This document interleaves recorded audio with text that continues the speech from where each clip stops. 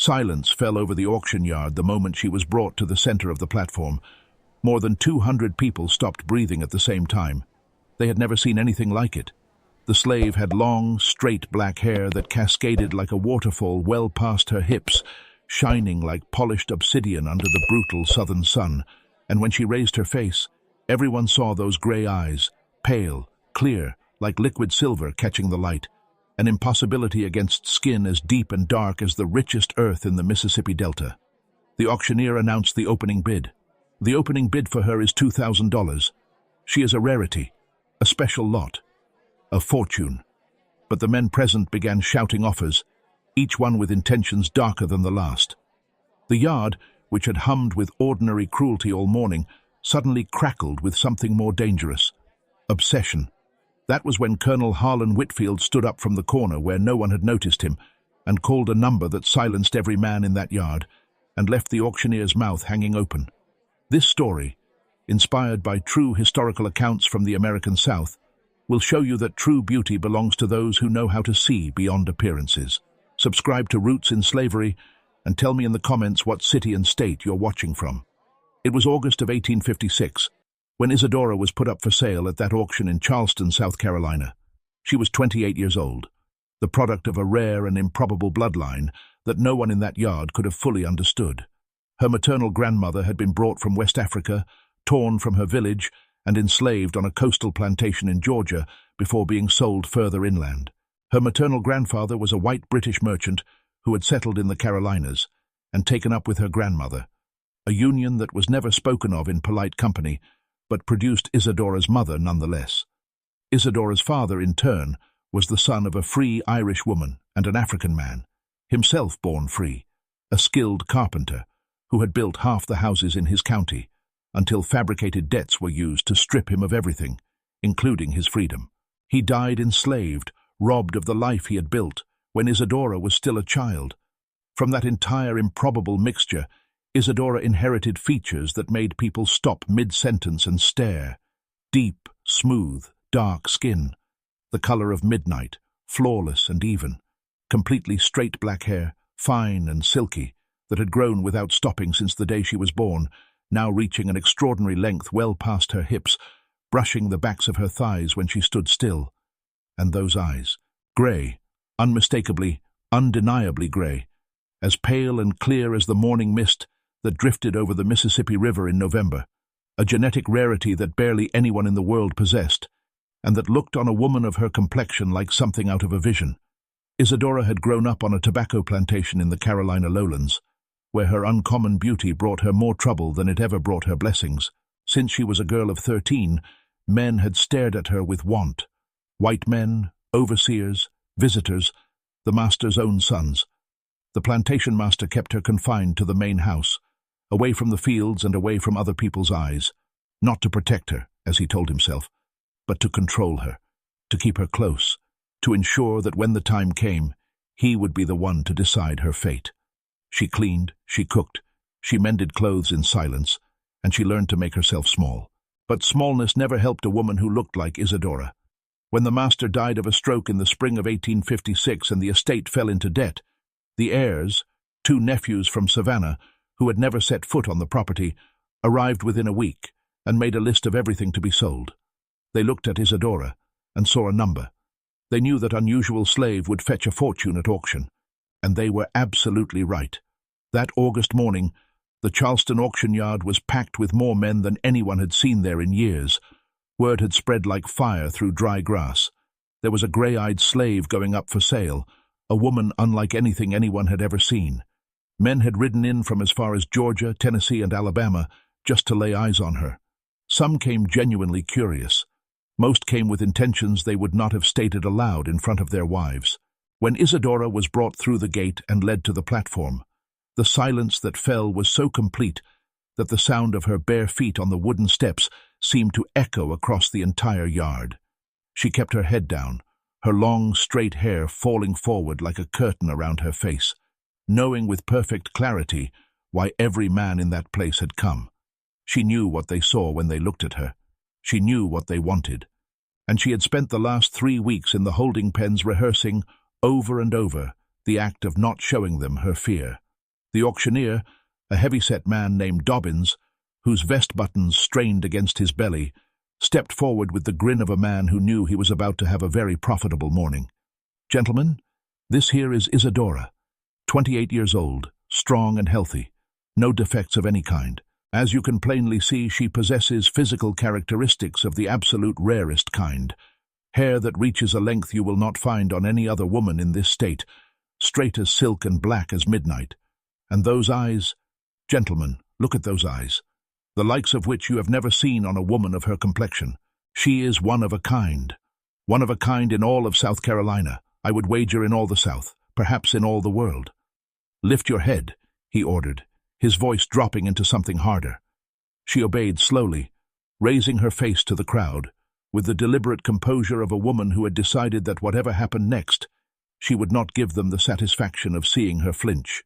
When those pale grey eyes swept across the crowd, 200 men held their breath at the same time. She was unsettlingly beautiful, the kind of beauty that disturbed people, that made them feel something they couldn't name and didn't entirely trust. "Opening bid, $2,000. The crowd erupted like a storm breaking. "2,200! bellowed a fat plantation owner from the back row, waving his hat. "2,500!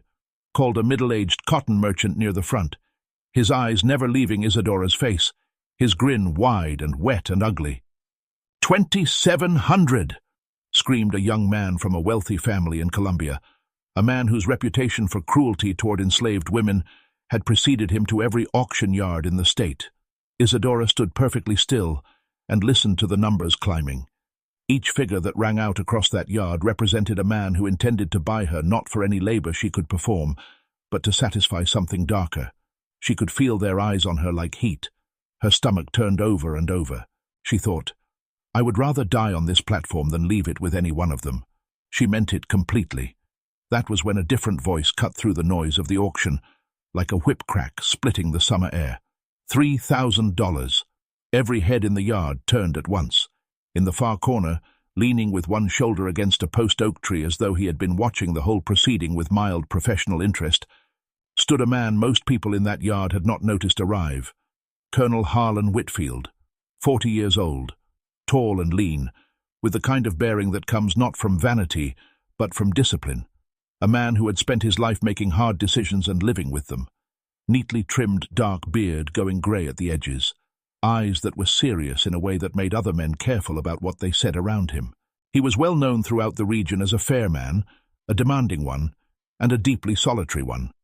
A widower of 5 years who ran a large cotton plantation outside Natchez, Mississippi, with quiet efficiency, and spoke to almost nobody about anything that wasn't business. The auctioneer stared at him. $3,000, Colonel Whitfield? You are certain, sir? 3,000. Close it. The silence that followed was absolute. $3,000 was not merely a fortune, it was an obscenity, an amount so far beyond what any other man in that yard could or would spend that the auction was effectively over the moment the words left his mouth. The fat plantation owner grumbled something under his breath and looked at his boots. The cotton merchant's grin disappeared. The young man from Columbia turned red with fury and spat on the ground. "Sold to Colonel Harlan Whitfield of Natchez, Mississippi, for $3,000. Whitfield pushed off the tree and walked to the platform with the same unhurried, deliberate steps he used for everything. He counted out the cash from a leather satchel he had brought specifically for this purpose, signed the papers Dobbins slid across the table, and then turned to look at Isadora for the first time up close. She had lowered her head again. Her shoulders were trembling with the effort of holding herself still. "You can raise your eyes," he said. His voice was calm, not gentle exactly, but calm in a way that was its own kind of gentleness. She looked up. When those grey eyes met his dark ones, Harlan Whitfield felt something shift in his chest, not the heat of desire, though he would have been lying to say her beauty didn't register, but something older and quieter than that.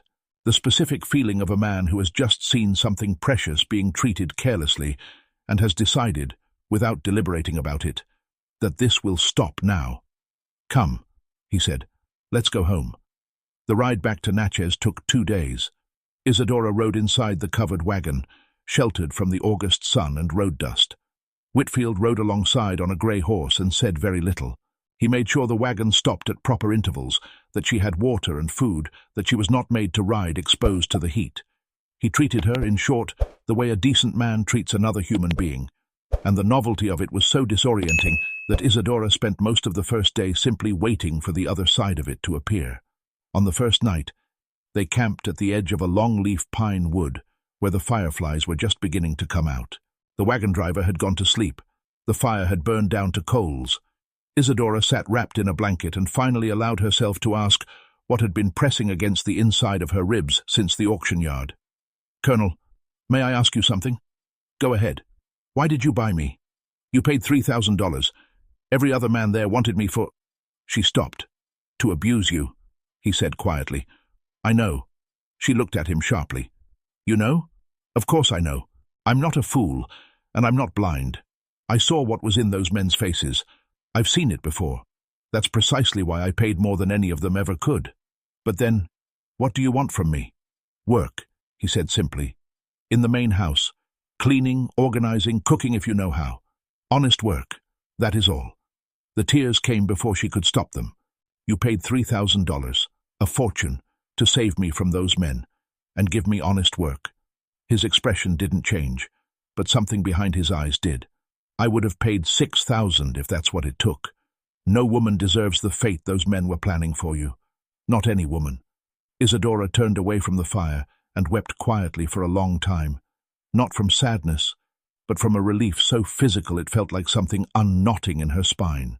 She had not wept like that in months.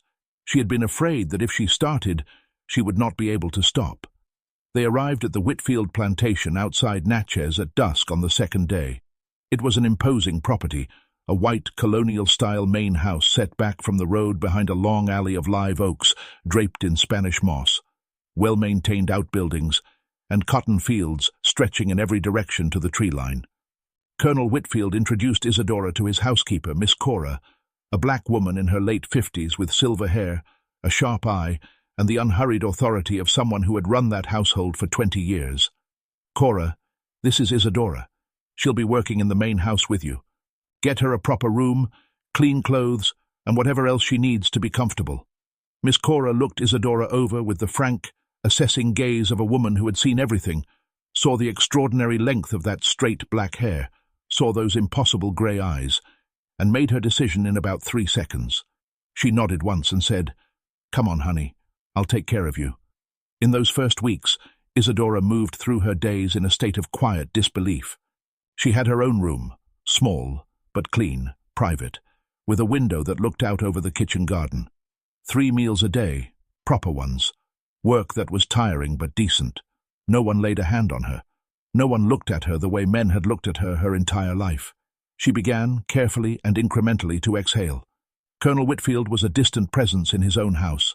He rose before dawn, spent his days in the fields or his office, took his supper alone at the long dining table with a book propped against the water pitcher, and retired early.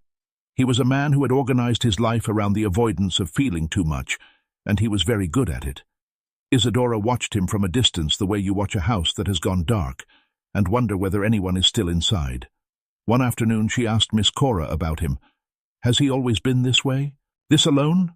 Miss Cora set down the pot she was scrubbing, and was quiet for a moment. "Since Mrs. Whitfield passed. 5 years ago this coming November. Yellow fever. Took her in 3 days. She was 32 years old. They'd been married 8 years and never had children, which I think made it worse somehow. Made it so there was nothing left of her anywhere in this house except the absence of her." She picked up the pot again. "He works from before sunup to after sundown, so he doesn't have to sit still long enough to feel it. That's all that is." Isadora said nothing, but she understood that particular strategy better than almost anyone. She had been using a version of it her whole life. She started small, the way she did everything. When she cleaned his study each morning, she began leaving a small jar of fresh-cut flowers on the corner of his desk. Whatever was blooming in the kitchen garden that week, zinnias in September, late roses in October. She noticed how he took his coffee and made sure it was always exactly right.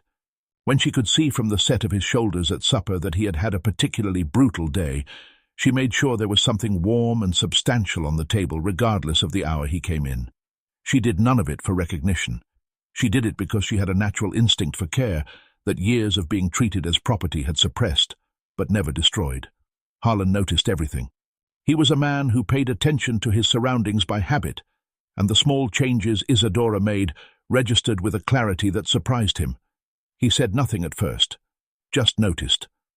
And then one morning, he passed through the study doorway, saw the jar of late-season wildflowers on his desk, and stood there for a moment longer than he needed to.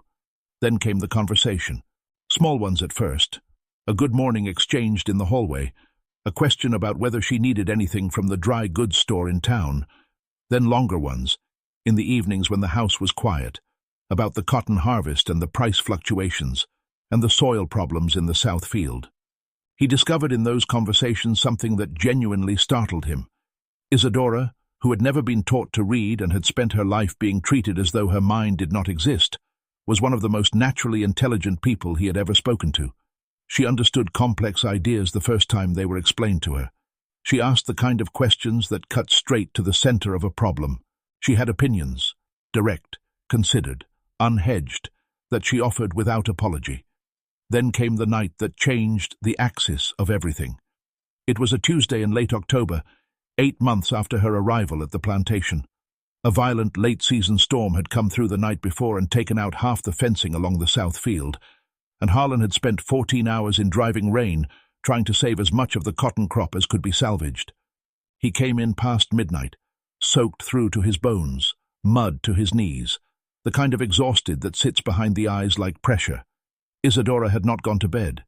She had dry clothes warming by the kitchen fire, a heavy bowl of stew on the back of the stove, and a lamp turned low on the table. When he came through the door, she said nothing. She simply pointed at the chair. He sat. She set the stew in front of him, and then sat across the table herself, and she stayed there in complete silence while he ate. Not the silence of someone waiting for him to finish, so she could clear the dishes, but the silence of someone who understood that sometimes the most profound thing one human being can offer another is simply to stay, to be present, to not require anything. Harlan set his spoon down when the bowl was empty. He looked at her across the table in the lamplight, at her steady gray eyes, at the long straight hair braided over one shoulder, at the expression on her face that was neither pity nor performance, but something more honest than either, and something in his chest cracked open that had been sealed shut since the November morning 5 years ago, when he had walked into a bedroom and found his wife gone. He didn't speak. He didn't need to. But he knew, in the way that you know certain things before you are ready to say them aloud, exactly what had happened to him.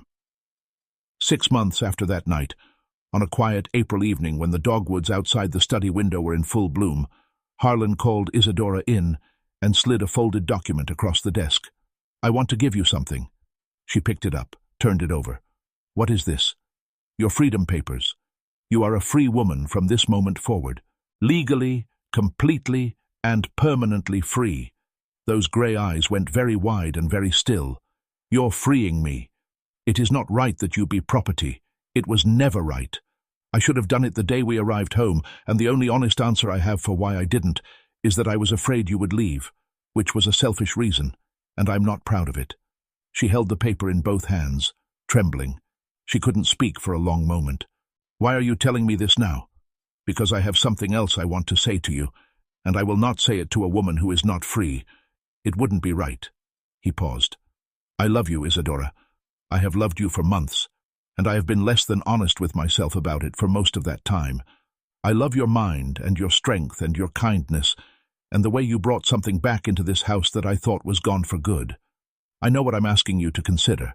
I know the distance between where I stand and where you have been standing, and I know that distance does not disappear because I want it to, but I am asking you honestly, as one free person to another, whether there is anything in you that might want to stay, not as a servant, as my wife."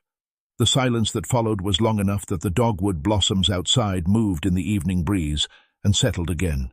"I fell in love with you too," she said finally. "From the night of the storm, if I am being honest. Maybe before that. But I was afraid to trust it, afraid it was gratitude dressed up as something else." "Is it?"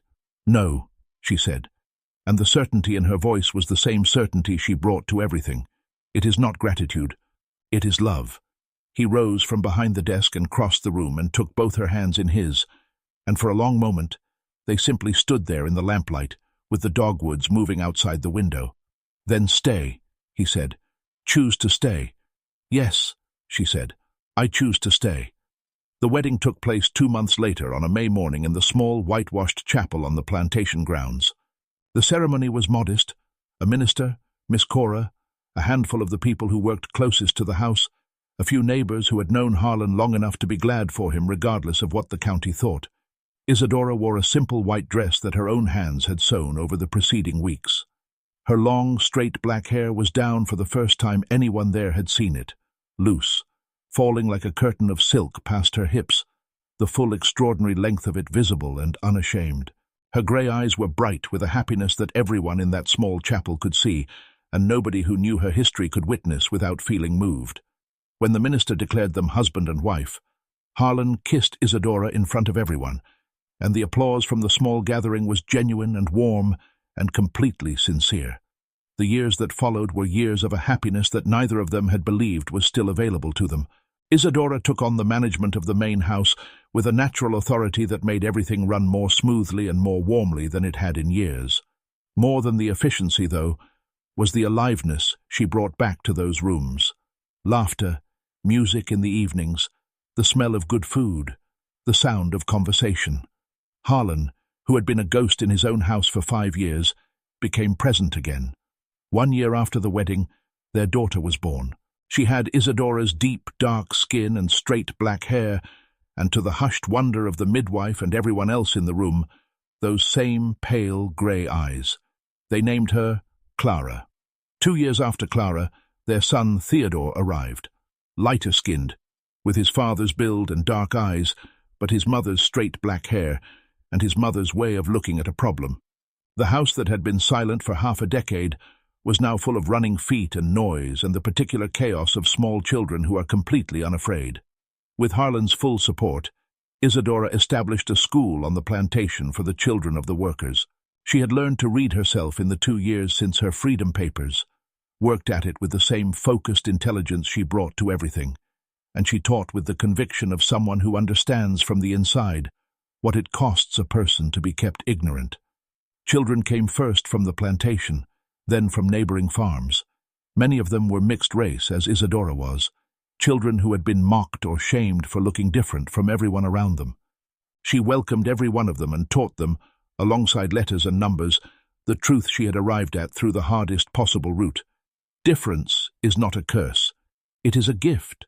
The things that make you strange to the world are often the very things that make you necessary to it. 10 years after the wedding, Harlan and Isadora Whitfield were figures of genuine respect in the region, not universal, not uncomplicated, but real. Some neighbors had cut ties entirely when the marriage was announced, and a few never came back. Others had watched the evidence accumulate year after year, a thriving plantation, a school that was changing children's lives, a man who had clearly found his way back from grief and had quietly revised their positions. Harlan Whitfield lived to 75. His last years were full ones. A working farm, a devoted wife, 2 grown children, and eventually 12 grandchildren, several of whom had inherited Clara's grey eyes and wore them as naturally as their own names. He died on a Tuesday morning in November, in his own bed, with Isadora's hand in his. He had no complaints. Isadora lived to 78. She ran the school until the last year of her life, when her health finally made it impossible, and even then, she received students at the house, sitting in the front parlor with a blanket over her lap and a book in her hand, refusing to be finished with the work she had decided was hers to do. When she died, 3,000 people came to the funeral, farmhands and freedmen and former students now grown, teachers she had trained, children she had never personally taught but whose parents had sat in her schoolroom. The school she founded still stands. In the entrance hall there is a large portrait of Isadora at 40 years old, her long, straight black hair falling loose around her to the floor, those grey eyes looking directly and without flinching at whoever walks through the door, not a symbol of the strangeness that had once made her a target, a symbol of the strength that had made her extraordinary. Beneath the portrait, a small brass plaque reads, Isadora Whitfield. She proved that true beauty lives in who we are, not only in how we appear. Every year her descendants gather, more than 500 of them now, Many carry those gray eyes, a thread of light running through the generations, connecting every child born after to the woman who stood on that auction platform in Charleston in August of 1856 and decided, in the face of everything that had been done to her and everything that was still being threatened, not to break. She might have been lost to the worst of what people are capable of doing to each other. Instead, she was saved and loved and given the chance to build something that outlasted her. She left more than descendants.